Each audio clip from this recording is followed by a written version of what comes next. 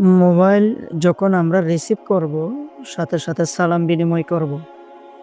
ওপার থেকে যদি সালাম দেয়, সালামের জবাব দিব। অনেকে মোবাইল রিসিভ করে হ্যালো বলে। হ্যালো বলাটা এটি বিজাতীয় কালচার। আমাদের উচিত মোবাইল রিসিভ করার সাথে, সাথে সালাম দেওয়া অথবা ওই পার থেকে সালাম দিলে সালামের জবাব দেওয়া। মোবাইলের রিংটোন, কল টোন, গান বাজনা দেওয়া, ঢোল তবলার আওয়াজ, সাউন্ড দেওয়া জায়েজ নাই, হারাম। অথবা এমন গানের সুর, গানের বাজনা মোবাইলের রিংটোন দেওয়া যাবে না, যে বাজনা, যে সুর কানে আসলে গানের কথা স্মরণ হয়। কোনো না কোনো গানের দিকে ইঙ্গিত করে বাজনাটা। এইরকম মোবাইলের রিংটোন দেওয়া, কল টোন দেওয়া জায়েজ নেই। অনেকে মোবাইলের রিংটোন, কল টোন কোরআন শরীফের কেরাত, হাদর দেয়। এটি জায়েজ, তবে সাবধানতা অবলম্বন করতে হবে যে আপনি যখন টয়লেটে আছেন বা নাপাক জায়গায় আছেন, পেশাবখানায় আছেন, তখন যদি আপনার মোবাইলে কল আসে, তো আল্লাহর কোরআন যদি নাপাক জায়গায় বেজে ওঠে, কোরআনের অসম্মান হয়। তাই খুব সাবধানতা অবলম্বন করতে হবে। অথবা আপনি নাপাক জায়গায় নাই, পাক জায়গায় আছেন, আপনার মোবাইলে কল আসে, কোরআন বাজে, কেরাত হাদর বাজে, কিন্তু আপনি পুরা কোরআনের আয়াত তেলাওয়াত করার সুযোগ দেন না। আয়াতের অর্ধেকের মধ্যে রিসিভ করেন, আয়াতের অর্ধেকেই রিসিভ করে দেন বা কল কেটে দেন, তাহলে কোরআনের অসম্মান হয়, অর্থের অনুবাদের তফসিরের বিঘ্ন করতে পারে। এক কথায় কোরআনের হাদর, কেরাত, মোবাইলের রিংটোন, কল টোন না দেওয়াটাই উত্তম। কোনো একটা নর্মাল ভদ্র টোন দেওয়াটাই শ্রেয়, ভালো। এমন হামদ, নাদ, গজলও কোরআনের রিংটোন দিব না যে হামদ, নাদ, গজলে কোরআন মিশ্রিত আছে বা আল্লাহর নাম, রসুলের নাম মিশ্রিত আছে। নাপাক জায়গায় যদি পেশাব পায়খানায় কল আসে, সেখানে আল্লাহ এবং রসুলের নামটা উচ্চারণ হচ্ছে। তাই খুব সাবধানতা অবলম্বন করতে হবে। মোবাইলের স্ক্রিনে যে কোরআন শরীফ তেলাওয়াত করা হয়, এটি জায়েজ। মোবাইলে কোরআন তেলাওয়াত করা জায়েজ। তবে স্ক্রিনে, মোবাইলের গ্লাসে, পর্দায় কোরআন শরীফের আয়াতের উপর ডাইরেক্ট রিডিং, আরবির উপরে টাচ করা, এ নিয়ে ওলামায়ে কেরামদের মাঝে মতবিরোধ আছে। অনেকে আলেম বলেন যেহেতু এখানে স্ক্রিন গ্লাস আছে, পর্দা আছে, তাই ওযু ছাড়া টাচ করা যাবে, জায়েজ। আবার অনেক ওলামায়ে কেরাম, মুফতিয়ানে কেরাম বলেছেন লা ইয়ামাসসুহু ইল্লাল মুত্তাহহারুন। গ্লাস থাকলেও, পর্দা ডিসপ্লে থাকলেও ওযু ছাড়া স্পর্শ করা উচিত নয়, এটা জায়েজ নয়। তো মোবাইলের স্ক্রিনে অনেকে কোরআনের আয়াত, মোবাইলের ডিসপ্লেতে, পর্দায় কোরআনের আয়াত বা পৃষ্ঠা পিকচার আকারে রাখে আর কি, ওয়ালপেপার থিংস। সাবধানতা অবলম্বন করতে হবে। আপনি নাপাক জায়গায় যদি মোবাইলটা হাতে নেন, আপনি যদি মোবাইল অন করেন, ওই পিকচারটা যদি নাপাক জায়গায় শো হয়, দৃশ্যমান হয়, তাহলেও আমরা গুনার ভাগী হব। তো অনেকে মোবাইল দ্বারা গোপন গুনায় নিয়োজিত থাকে।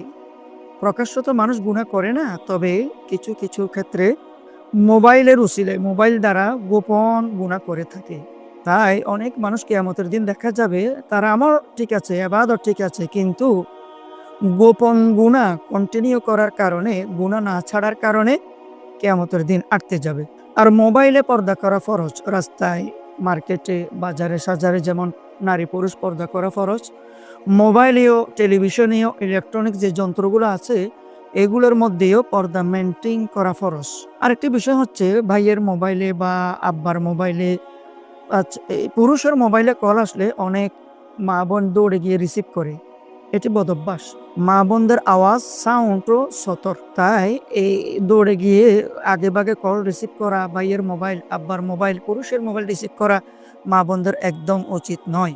মোবাইলের দ্বারা আমাদের অনেক কলিজার টুকরা মেধাবী সন্তান প্রতিবন্ধী, দৃষ্টি প্রতিবন্ধী হচ্ছে, ব্রেন প্রতিবন্ধী হচ্ছে, এবং অনেকে আছে মোবাইলের আসক্তির কারণে শরীর, তার যৌবন, তার ব্রেন, মেধা নষ্ট করে দিচ্ছে, মোবাইলের কারণে নষ্ট হয়ে যাচ্ছে।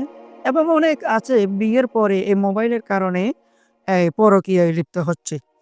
তো মোবাইলের কারণে এরকমও নজির আছে যে ছেলেটা ইঞ্জিনিয়ার হতো, বৈজ্ঞানিক হতো, ডাক্তার হতো, অথবা মুফতি, মুফাসসির, মুহাদ্দিস হতো, কিন্তু মোবাইলের আসক্তির কারণে ফ্রি ফায়ার, পাবজি, এ সমস্ত গেমসে নেশা হয়ে যাওয়ার কারণে তার বিশাল একটা উপকার, ফায়দা থেকে উম্মত বঞ্চিত হচ্ছে। যারা ঘুমের আগে মোবাইল টিপি করে, দেখবেন 10, 15, 20 মিনিট মোবাইল টিপে ঘুমালে ঘুমের মজা, ঘুমের স্বাদ আর আসে না, নষ্ট হয়ে যায়। আর মোবাইলে যাদের বিকাশ, উপায়, নগদ অ্যাকাউন্ট আছে, মাঝে মাঝে টাকার উপরে টাকা আসে, 20 টাকা, 50 টাকা, 100 টাকা ইন্টারেস্ট আসে, ওটা হারাম। টাকার উপরে টাকা যে আসছে, এখানে অনেক সময় অনেকে খুশি হয় যে টাকা বাড়ছে, আসছে না, এটা সুদ। এই ইন্টারেস্টটা হারাম। আপনার অ্যাকাউন্টে টাকা না থাকলে টাকা আসতো না। তাই যে পরিমাণ টাকা আসছে, এই পরিমাণ টাকা আমি খেতে পারবো না, সওয়াবের নিয়ত না করে গরিব অসহায়দেরকে দান করে দিতে হবে।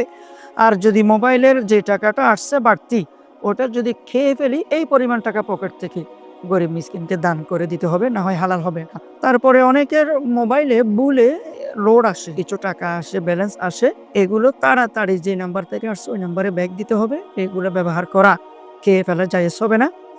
আর যদি যোগাযোগ করা কঠিন হয়, ফিরিয়ে দেওয়া সম্ভব না হয়, তাহলে যে পরিমাণ ব্যালেন্স আসছে এই পরিমাণ ব্যালেন্স আমি খরচ করতে পারবো মোবাইল থেকে, কিন্তু পকেট থেকে আমার টাকা ভেঙে দিতে হবে, গরিব মিসকিনকে টাকা সৎকা করে দিতে হবে। নামাজে মোবাইলে কল আসলে পকেট থেকে বাহির করব না। ডান পাশের পকেটে মোবাইল থাকলে আস্তে করে কোনো একটা বাটন টিপে দিব, বাম পাশে পকেটে থাকলে আস্তে করে বাম হাত দিয়ে পকেটে থাকা অবস্থায় মোবাইল টিপে দিব। কল রিসিভ হয়ে গেল যাক, কলটা ডিলিট হয়ে গেল যাক। আর মোবাইলের মাধ্যমে বিয়ে শাদী জায়েজ। ধরেন ছেলে প্রবাসে আছে, মেয়ে দেশে আছে, তো ছেলের পক্ষ থেকে প্রতিনিধি থাকবে, ছেলের পক্ষ থেকে এই প্রতিনিধি কবুল বলবে, সবকিছু বলবে। ছেলে ভিডিও কলের মাধ্যমে কবুল বলতে পারে, তবে উত্তম হচ্ছে, নিরাপদ হচ্ছে ছেলের পক্ষ থেকে একজন প্রতিনিধি দেশে নিযুক্ত থাকা, যিনি সবকিছু বিয়ের কার্যক্রম মেনটেন করবে। মোবাইলের মাধ্যমে তালাক হয়, মেসেজের মাধ্যমে হোক অথবা ডাইরেক্ট কলের মাধ্যমে হোক, অডিও কল বা ভিডিও কলের মাধ্যমে হোক, অবশ্যই মোবাইলের মাধ্যমে, কলের মাধ্যমে, মেসেজের মাধ্যমে তালাক দিলে তালাক হবে। এবং কি তালাক দিছে স্ত্রী, কলটা তালাক শোনার আগে, শব্দ তালাক শোনার আগে কেটে দিছে, স্বামীর যদি তালাক দিয়ে থাকে অবশ্যই তালাক হয়ে যাবে। মেসেজের মাধ্যমে তালাক দিছে, স্ত্রী দেখার আগে স্বামী তার তালাকের মেসেজটা কেটে দিছে, পরে স্ত্রী জিজ্ঞাসা করছে এটা কি মেসেজ দিলেন, কেটে দিলেন দেখার আগে, অবশ্যই তালাক হয়ে গেছে। তাহলে মোবাইলের মাধ্যমে যেমনটা বিয়েও হয়, তেমনটা তালাক দিলে তালাকও হয়। তো মোবাইল ব্যবহার করতে আমাদের সাবধানতা অবলম্বন করতে হবে।